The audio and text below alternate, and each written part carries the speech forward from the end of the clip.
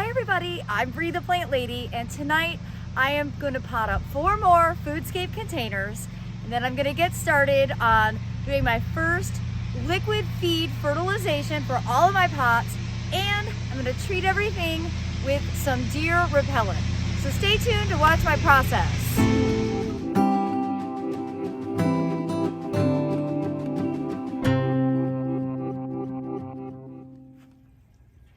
All right, so I've been moving pots around, just trying to jazz up this front area. And then I got pots that I just planted, moved over here with some other combos. So the tomato in here was suffering, so I pulled it out and replaced it with a turmeric that I bought from the grocery store and planted. Unfortunately, I didn't write the date. See, I didn't take my own advice. But I did that probably 6 or 8 weeks ago. And then over here, I've got the Petite Knockout Rose, Gin Fizz tomato, and an eggplant, along with some onions planted. Here is a tomato, sweet potato, coleus combo, and you can see what those doggone deer have been up to, eating it. So I'm hoping having it here up against the house, I'm going to move a chair in front of here. It'll prevent the deer from getting to it. This pot, I went ahead and did a banana that I overwintered in my crawl space, combined with a couple of peppers and some onions. Another tomato that is from a few weeks ago being potted that has been munched on terribly. And then a matching planter with the Petite Knockout Rose. So I'm hoping that with some chairs across here, the deer won't be able to access it. It's really such a troubling thing. I'm also going to hit all of these with deer repellent. All right, automatic seating for 8 on the front patio, and hopefully this will help prevent those doggone deer from eating out of these pots. But my real approach is going to be to put on some I Must Garden deer repellent. And I am just going to spray this on everything in hopes that this smell will make them run across to the neighbor's yard. Actually, neighbor 2 doors down is feeding the deer, which is only contributing to them eating all of my plants. So in addition to getting all of these pots sprayed with the deer repellent, it's also time to start doing a liquid feed application.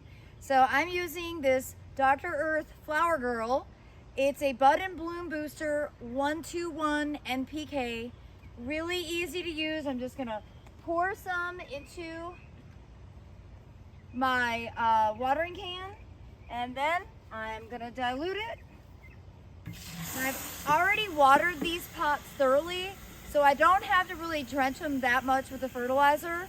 Just gonna give each bit a good drink, and then I'm gonna spray the deer repellent.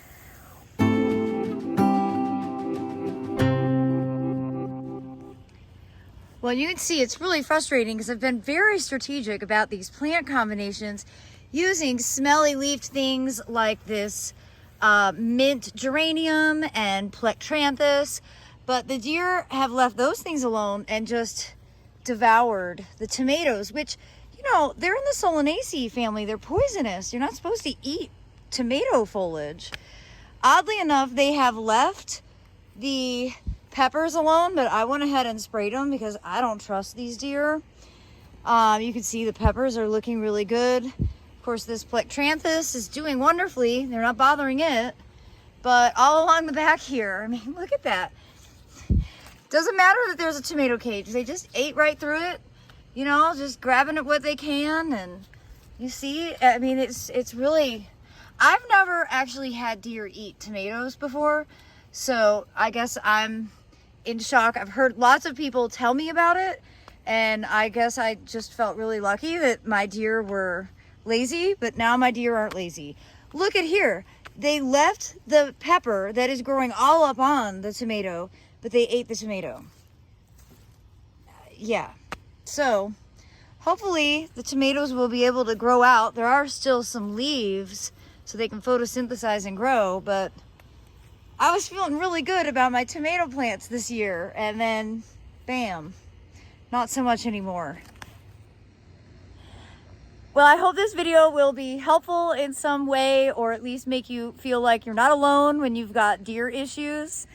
I'm also going to go ahead and get the Orbit Yard Enforcer set up. My husband actually already did. He hooked it up to the hose, and we just have to be strategic about where we place it in the yard here. And I'm gonna turn it on always.